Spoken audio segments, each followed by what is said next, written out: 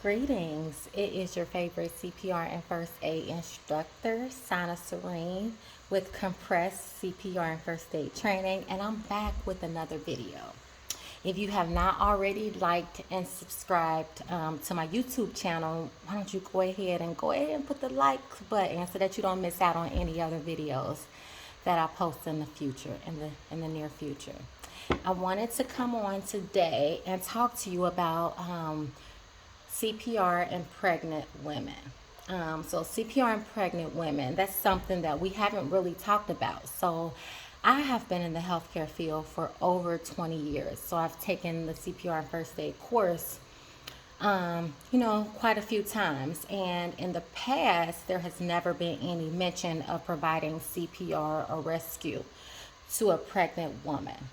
And so one would wonder, do we even do CPR if a woman is pregnant? What do we do? And so American Heart Association has recently created new training modules and has changed the format in which we perform CPR. And they have definitely made a goal, a mission to include information on how to deliver CPR to a pregnant woman.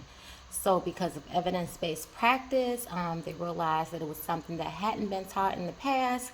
And I'd imagine some women may have had some detrimental effects as it relates to not having received aid because they were pregnant. You know, people probably was really apprehensive, unsure as to what to do. And so statistics, the data probably shows that in the area of pregnant women, the rates were really low, as they may have been in other communities. Like we talk about, minority communities, how the survival rates are, way less in comparison to other communities. So I'm sure in this population, the survival rates of pregnant women whenever they experience cardiac arrest was probably lower.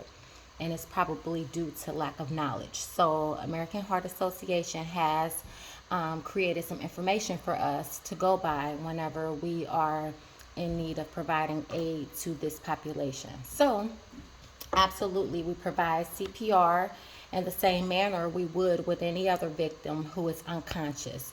We just modify just a couple of things, and I'll be sure to mention what those are. But if a pregnant woman, you're out in the community and you notice that there's a pregnant woman who is down, who appears to be unconscious, you want to do like you would do in any other scenario. You want to assess your scene for safety first. Ensuring that it is safe for you to even enter. After entering on the scene, you want to check for responsiveness. Is this woman responding to your verbal cues, to your physical demands? If not, you're going to get help on the way. So you would be grabbing your own cell phone out, dialing 911, putting it on speaker mode, or you would be yelling out to others to call 911. And additionally, you want to be getting an AED if one is available. After getting help on the way, you want to make sure that you put 911 on speakerphone. So American Heart Association has been very, very, very adamant to include the use of cell phones. So we all have cell phones. So if you're calling 911, always put that cell phone on speaker mode. That way the dispatcher is able to provide you some assistance and you can ask questions. You got that added support. So you want to get help on the way. You'll be ripping open that woman's shirt so that you can actually see where to place your hands on her chest. You want to place your hands on her chest just as you would in any other unconscious victim. So you want to locate the center of the chest in between the nipples. So if you want to go medically correct, you want to basically locate the lower half of the breastbone. So same place, hand center of the chest in between those nipples. So nothing changes there. You're going to deliver 30 compressions followed by 2 breaths. Again, nothing has changed. Now here's where it changes when we're dealing with a pregnant woman. If, let's say, you're providing CPR and at some point you notice that you have a pulse, or you notice that she begins to move, or the AED picks up a heart rhythm and it tells you that CPR is no longer needed. In that case, you would roll the woman over on her left side. You have done your due diligence and you want to put her in the recovery position. By turning her on her left side, you're going to basically allow an increase of blood flow to both her and her fetus. So you want to turn her in that recovery position. When you called 911, you should have been sure to have said that you're providing CPR to a pregnant woman. That way, when they are, communicating with the paramedics and EMS, they let them know that this person is pregnant. So they're planning to arrive to not only care for her, but her unborn child. In addition to telling them that she's pregnant, another reason why you would want to mention that is because when 911 gets there, they need to know that she needs to go to a hospital that is able to provide care to both her and her child.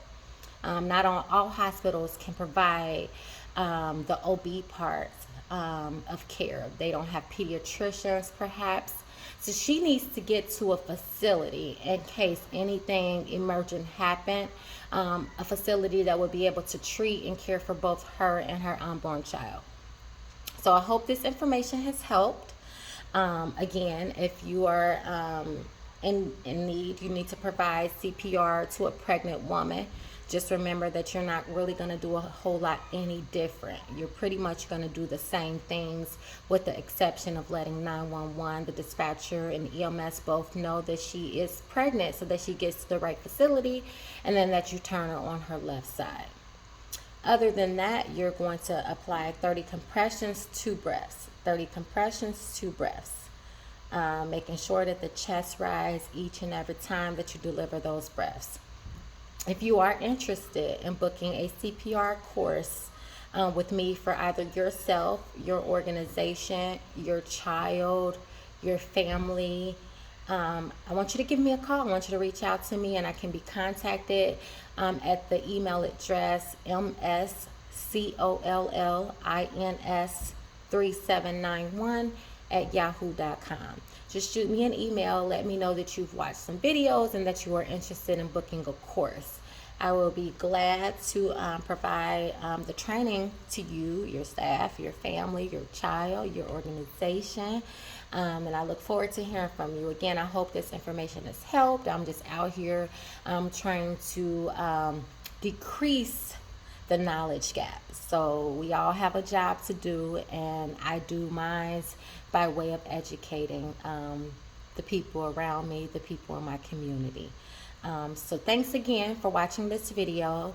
Go ahead, if you didn't listen to me and like the video in the beginning, go ahead and like it now. Subscribe so that you don't miss any future videos. And if you could do one additional thing, I would love you so much. Share this video. Just share it. Share it. So more people are able to receive information as it relates to saving lives and living longer.